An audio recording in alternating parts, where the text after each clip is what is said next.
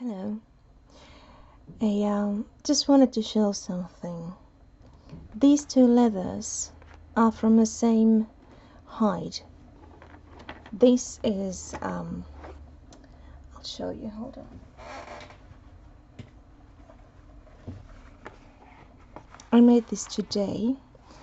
It still has raw edges. I haven't sealed them in any which way or fashion. I made these covers today. You can see it's still kind of a buckled here because it was on a roll on a shelf. I bought it today from my cobblers, and this is the very same hide. It even has the same kinds of markings. I don't know if you can see with this camera from here, but I immediately noticed. I haven't dyed this. I've just used this, and this is how natural leather patinas. It ages, it shows age, much like we do, and the character changes alongside.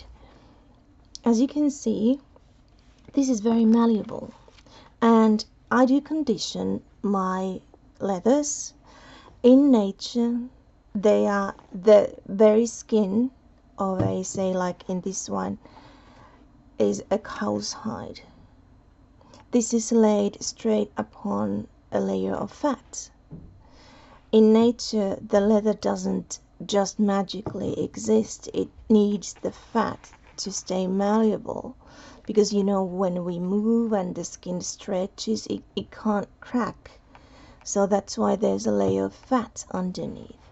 And if we don't condition leather, like leather, shoes, bags, etc., it starts to crack, it gets dry, and you can see the signs of dryness in the spine. A lot of people are wondering, hold on, I have here, why do you say this is a traveler's notebook? When we open this, why is the spine that much lighter?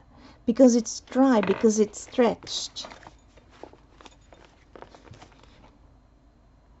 That's why. And that's why leather products should be conditioned regularly.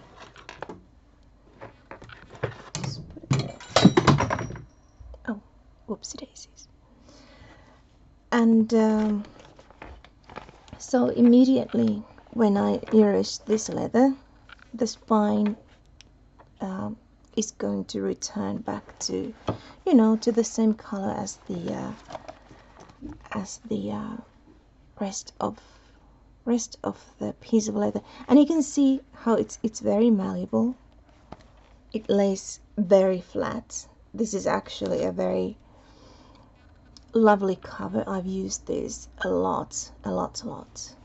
And even the color on the inside is very much different to the color inside here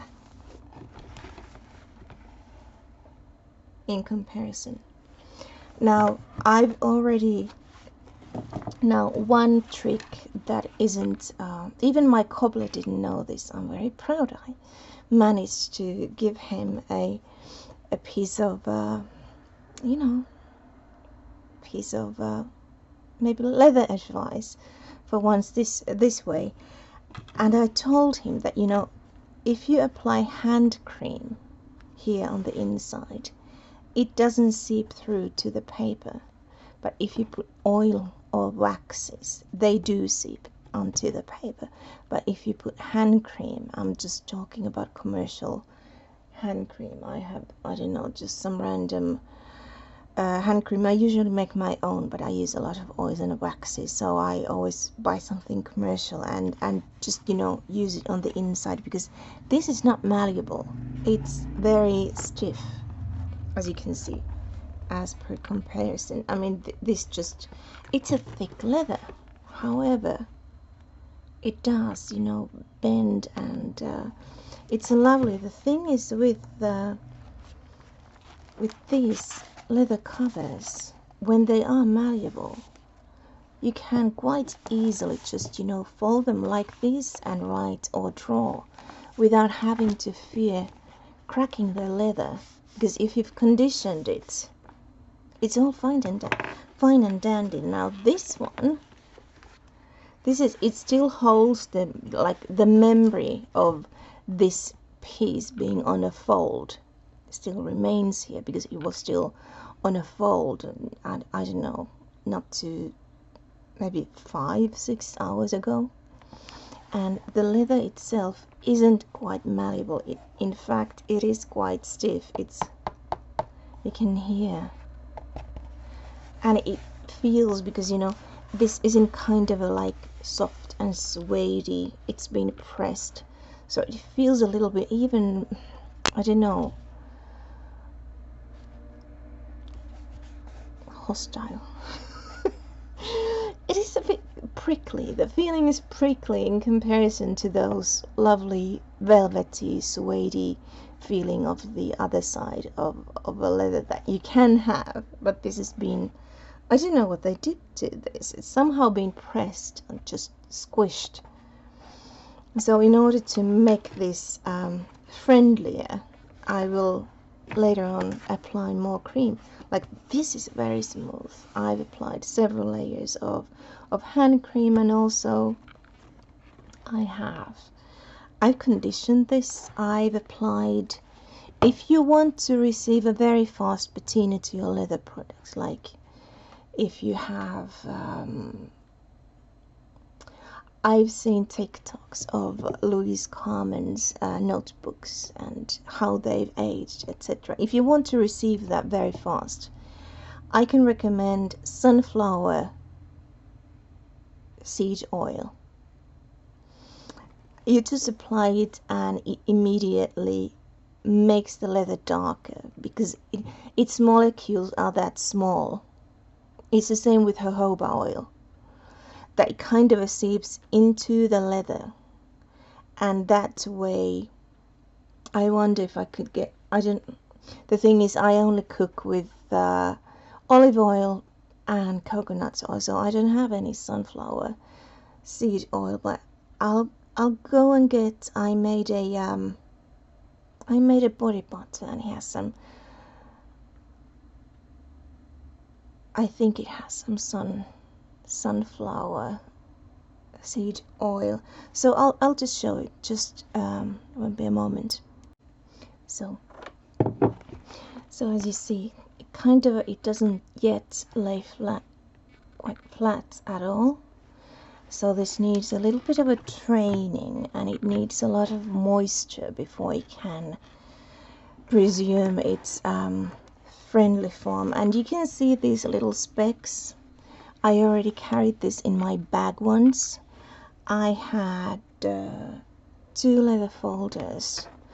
I had this one and another one, and as I said, I've conditioned these regularly. So you can see there's been a bit of a transfer from the fats and oils from the other folders. But as I mentioned, if I have some body butter that I made, it does have some sunflower seed oil. So you see what happens. Immediately the color changes. Now, when time passes, I don't know, an hour or a few, this probably will have returned to its original state, because the leather is very dry. I don't know if you can see, but it has a little bit of a new book feel here. It's very, very dry. So this is a very thirsty leather. So it kind of like takes up all the moisture it can get, all the nourishment. So if you do want to age your leather very fast, sunflower seed oil, it tends to leave inside the leather And the one thing about the natural oils are that if I had a rag with, these are baby wipes. If you want to polish a leather that you've conditioned with oil-based conditioners, practically what you need to do is, well, this is moist all over. What you need to do is just scrub it with a cloth, dampened cloth, and what will happen, it will start to bring the oils from inside the leather, and that will make it that much shinier. Now I don't think this is quite going to work because well, it's a baby white. It's just it's a little bit too damp, and you have to have a little bit more friction to encourage the oils to the surface. This is a very well moistened leather. Back in the days when gentlemen used to have butlers, they used to condition the gentlemen's shoes, and that every day until they received that very high polish shine, and that only came through from practically dosing the leather with nourishing agents, which is, well, different shoe polishes. And back in the days, that was beeswax and oils and some turpentine, you know, the good old without silicone. Like this is a very simple body butter that I made. It has 3/4 of oils.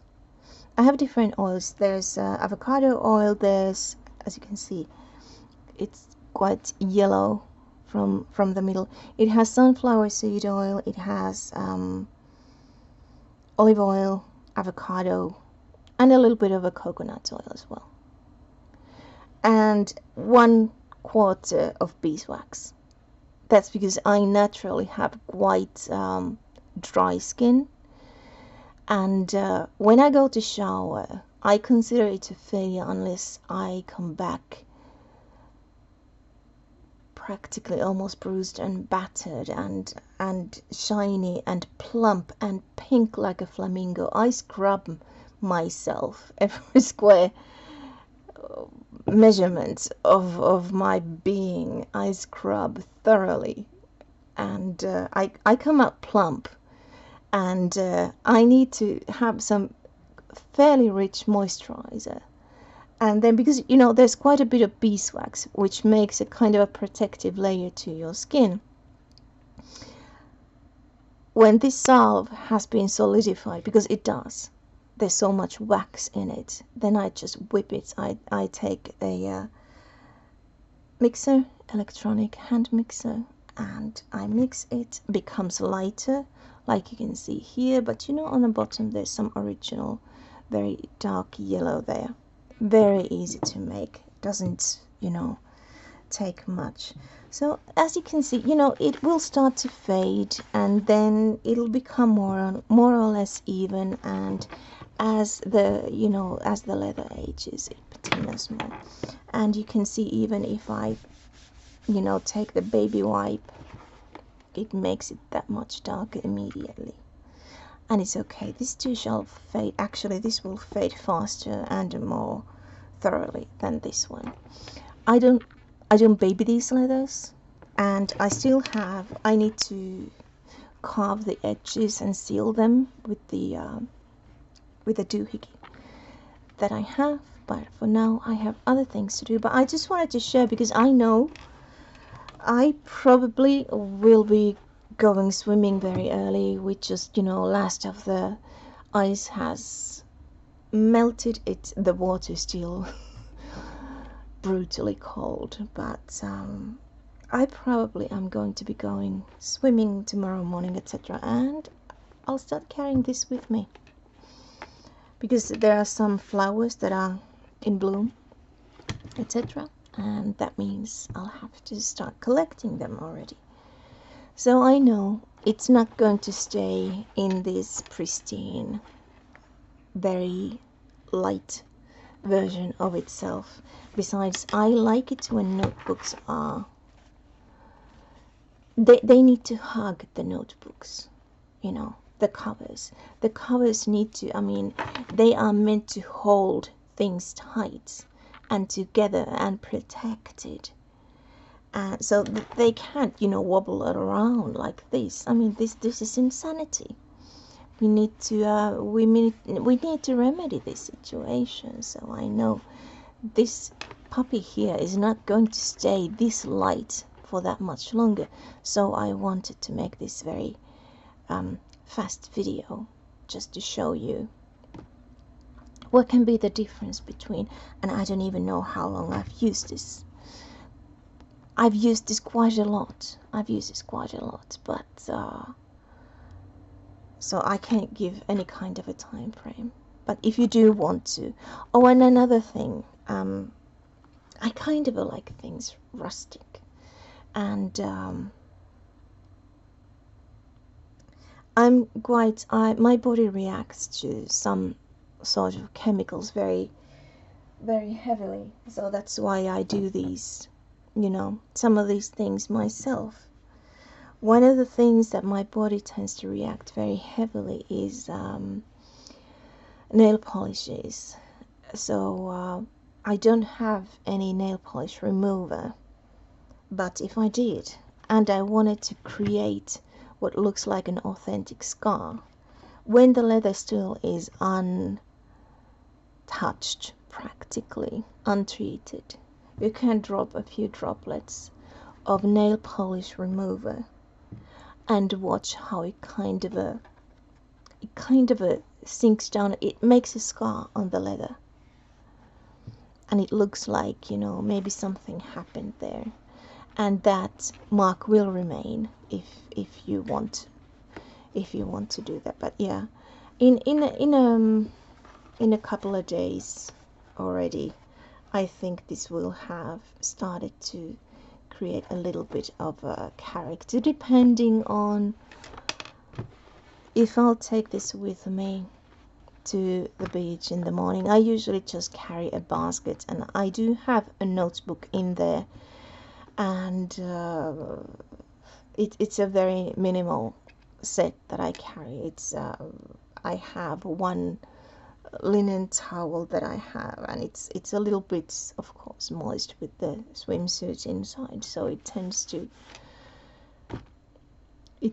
seep here, there, and everywhere. And that's why my leather covers are always very well moistened and conditioned, because, you know, I could drop like, okay,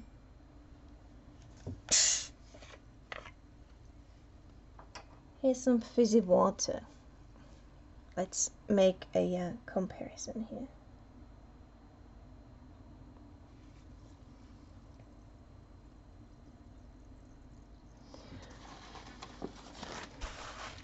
And then you wipe it, and it's good as gold. Now this is, I'll just put a droplet here because it's completely untreated.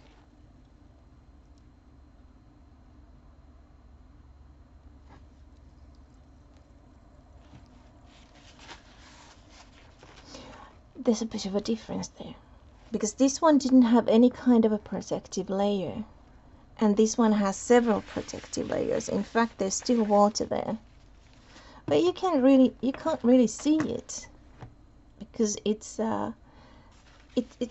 been protected. It's been taken care of for months and months and months and months. This one hasn't been, so immediately it just hasn't come through because it wasn't, you know, there for that long, but it left a mark.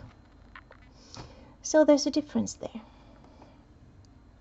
Just wanted to give a bit of a practical example, the difference between when you don't and when you do condition your leather, and the effect. And especially, you know, when you use these things, just today I had this. I was driving and the sun was shining in the morning, and this was on the dash of my car, because there was an address that I needed in the morning, and there's a little bit of a paint. I tend to have specks of paint in my every single thing, and even, you know, if you scrape a leather, can't really even see the hardly, and then you just rub it a couple of hours and it's gone. So do take care of your things, do take care of your leather. They need the natural fats that they lack after they've been taken away from a living being. Not to sound too gory or anything, but it's a polite thing to do to a leather. Take care, everyone.